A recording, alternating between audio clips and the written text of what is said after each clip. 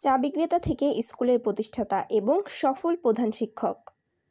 ঠাকুরগাঁও জেলা থেকে মোহাম্মদ কামাল উদ্দিনের ভিডিও চিত্রে বিস্তারিত দেখুন।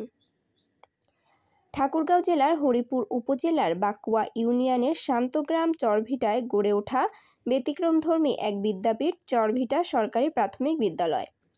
শহরের পিচঢালা পথ ছাড়িয়ে চরভিটার আঁকাবাঁকা পথ ধরে এগোলে ভারতের সীমান্তের কাছাকাছি প্রায় 2 কিলোমিটার আগেই দেখা মেলে এই বিদ্যাপীঠের। 2000 সালে বাকুয়ার বহরমপুর বাজারে ছিল ইরফান আলীর চা নাস্তার দোকান। পাশে প্রাথমিক বিদ্যালয়ে দিনে 2-3 বার করে তিনি চা দিয়ে আসতেন। উচ্চ মাধ্যমিক পাশ করা ইরফানের স্বপ্ন ছিল শিক্ষক হওয়ার। 2001 সালে ছেলের স্বপ্নের কথা শুনে নিজের জমি 33% জায়গা পরিষ্কার করে খড় বাঁশের 3টি স্কুল ঘর উঠান বাবা নুরুল ইসলাম। 2008 সালে স্নাতক পাশের পর 2011 সালে তার দায়িত্ব নেন ইরফান আলী।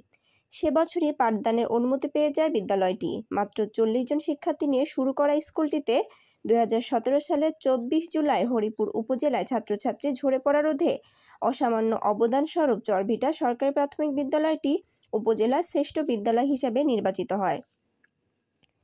2023 সালে জাতীয় পর্যায়ে অবশেষে শ্রেষ্ঠ প্রাথমিক বিদ্যালয় নির্বাচিত হয়ে হরিপুর উপজেলার চরভিটা সরকারি প্রাথমিক বিদ্যালয়। এর আগে জাতীয় প্রাথমিক শিক্ষা পদক 2022 প্রদান উপলক্ষে বিভাগীয় পর্যায়ে রংপুর বিভাগে 13,700 প্রাথমিক বিদ্যালয়ের মধ্যে প্রথম স্থান অর্জন করে বিদ্যালয়টি। 2019 শিক্ষাবর্ষে রংপুর বিভাগের প্রাথমিক বিদ্যালয়গুলোর মধ্যে সেরা এবং জাতীয় পর্যায়ে দ্বিতীয় সেরা প্রাথমিক বিদ্যালয় নির্বাচিত হয়। গত 11 জুলাই 2025 হরিপুর চরভিটা সরকারি প্রাথমিক বিদ্যালয় পরিদর্শন করেন অতিরিক্ত চিফ জুডিশিয়াল ম্যাজিস্ট্রেট পঞ্চগড় জনাব মোহাম্মদ এস.এম. শফিকুল ইসলাম।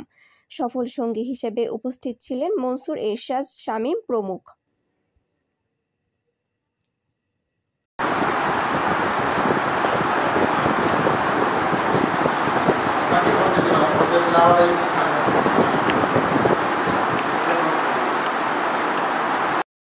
আসসালামু আলাইকুম, আমি মোহাম্মদ ইরফান আলী, চরভিটা সরকারি প্রাথমিক বিদ্যালয়ের প্রধান শিক্ষক, হরিপুর ঠাকুরগাঁও।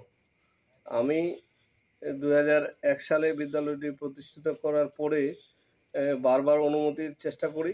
এর পাশাপাশি আমি সকাল বেলায় বহরমপুর বাজারে চা নাস্তার দোকান করতাম। সেখান থেকে সেই স্কুল থেকে অনুপ্রাণিত হতাম যে আসলে আমিও যদি শিক্ষক হতে পারতাম তাহলে হয়তোবা খুব ভালো হতো।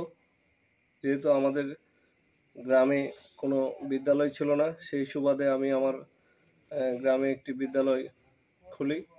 সেখানে আমি বারবার অনুমতির চেষ্টা করার পরে 2011 সালে পাঠদানের অনুমতি পাই এবং 2013 সালে বিদ্যালয়টি জাতীয়করণ হয়।